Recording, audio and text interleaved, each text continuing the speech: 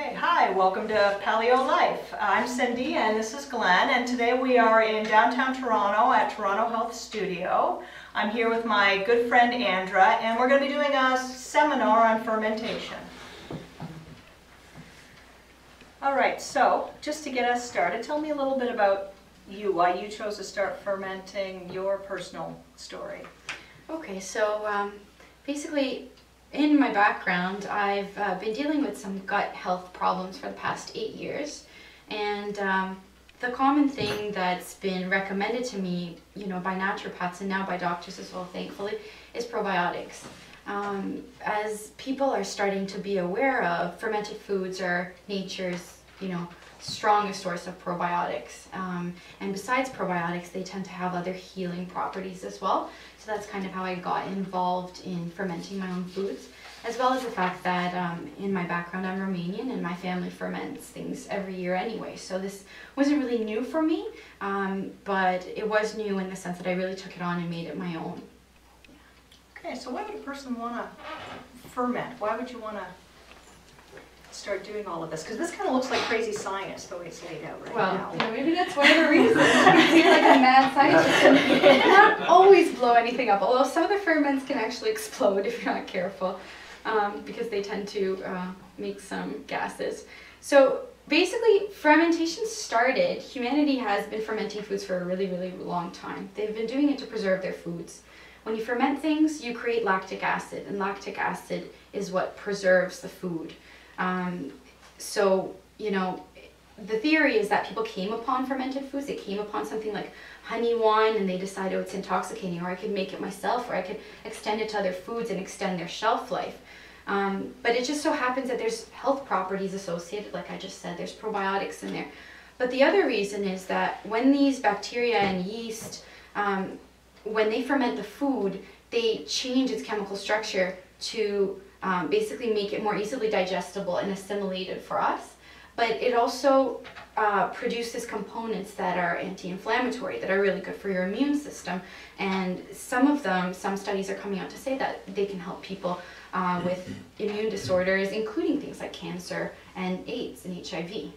So those are probably pretty good reasons, besides the fact that it's just very delicious. Most of the foods on this planet that people are crazy about are fermented. Chocolate, tea, alcohols, yogurt, yep, coffee. I recently started fermenting a lot of stuff myself as well, and one of my favorite things that I love about this is that if you're fermenting, say, pickles, if you were canning, you would do a whole batch of pickles. You would do pounds and pounds, big canning jar, and you'd have 10 jars of these things. You'd have to find a place to store. But the nice thing about fermenting is you can do it one jar at a time.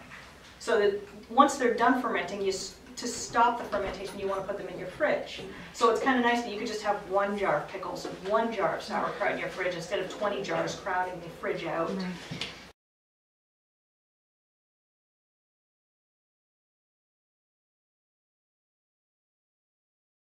The thing about fermentation is that it happens all over the world. Everybody ferments something. It's not like it's something new, foreign, something, the 21st century kind of. We've been doing it forever. Yeah, it's just that we've lost touch with the process of fermentation because, I don't know, maybe it's the process of, double income families kind of thing where we started eating more processed foods and we just got away from eating homemade foods, and that took us away from fermentation. Now, Andrew, compared to canning, fermentation is safer? Well, in terms of the fact that when you're especially when you're fermenting your own things, you know what goes into it. When you're canning, you could do the same thing, but it's a healthier practice in the sense that when you're canning, you're not keeping any bacteria alive. Here you're keeping very healthful bacteria alive. That's in fact the point of it.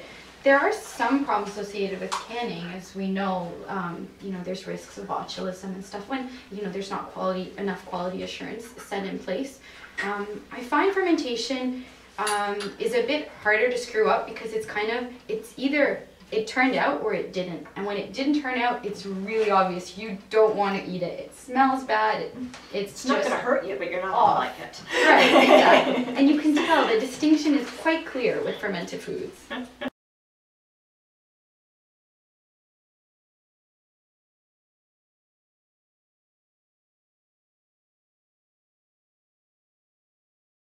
Andrew, we keep hearing probiotic, but I don't know if all of us really have a good grasp of what that means and the relation to gut flora. Sure. So when we say probiotic, we're referring to microorganisms that in this situation are beneficial to our health. In the right numbers and in the right balance. Sometimes they can be in a part of your gut where they shouldn't be, like your small intestine. You can get something like SIBO. But what we're talking about is the flora that lives in your large intestine. So in this particular case, we have a lot of fermented veggies. These tend to have mostly bacteria.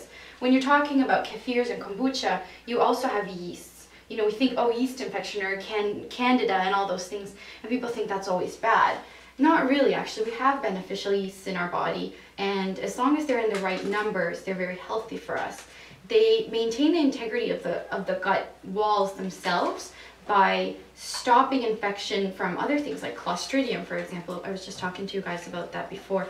Clostridium is associated with a lot of inflammatory bowel diseases, and it's associated with relatively high mortality rate, especially when it's acquired in the hospital, because it's quite resistant to antibacterials, because we've used so many of them. So using these bugs, these probiotics, when we eat them, it just kind of sets up a little army of soldiers in your gut, so that if you do tend to encounter those things, they hopefully won't stick around. They won't cause you a lot of ill health. And if you do get sick, it'll only be a day or two as opposed to a few months, or then you end up with something very severe. The things that they do for us are incredible, and in fact, a lot of research is still being done on the human microbiome. So just kind of figuring out all of that bacteria that lives not only in our gut, but on all of our body, our orifices, our skin, everything, and figuring out their DNA and figuring out how it so happens that they help us. So in the gut, they specifically mediate, they help our immune system, they train our immune system, especially as babies. They train your immune system to function properly as an adult. And that's one of the main mechanisms. Later on, they can help with inflammation. They can, they'll make things like vitamin K for you. They ferment your foods inside your gut as well. So they have innumerable benefits to consuming. And it's important to continue consuming them all the time, because we're exposed to things that tend to damage our flora all the time. Our drinking water has a lot of chlorine. You're going to notice if you try to ferment at home and you're using your tap water, your ferment won't grow. That's how strong our tap water chlorine is. Other things, if you take birth control pills, that changes your flora. If you take probably most kinds of medications, it will change your gut flora. So it's always good to know that you're doing something to replenish it.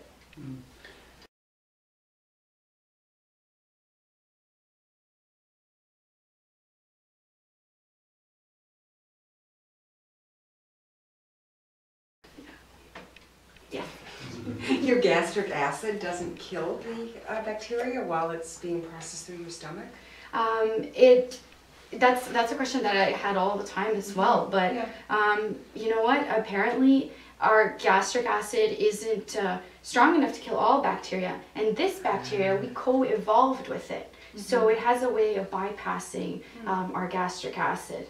And the other thing is, a lot of us, especially in North America, if not the whole world, we are on antacids all the time. Pepsid AC, Zantac, you know, everybody's Pepto-Bismol, all that kind of stuff. So you're actually decreasing the amount of stomach acid that you have, which leaves you vulnerable. But yes, if you have regular stomach acid, these will still live through it. And for regular digestion, you actually need more stomach acid, don't You do. All those acid reducers are actually making it harder and harder for you to digest your food, and then you have to take more of them because your food isn't getting digested properly, and you end up in this loophole. Right, because suddenly your enzymes aren't working, and it's just... If you can keep a high flow of bacteria by having some in the morning and at lunchtime and supper and stuff like this, all that extra bacteria, of course, is going to help your gut you know, process the nutrients and increase the absorption of the micronutrients. Susan? What about the bacteria in yogurt? and kefir. Right. Is that just as good for? Yes, definitely. In fact, this, we have both yogurt and kefir here today. The kefir also has beneficial yeast in it, as well as the bacteria, and it's just as good. The bacteria that grows in these fermented veggies and these yogurts is quite similar, actually. It belongs to the same family of lactobacilli.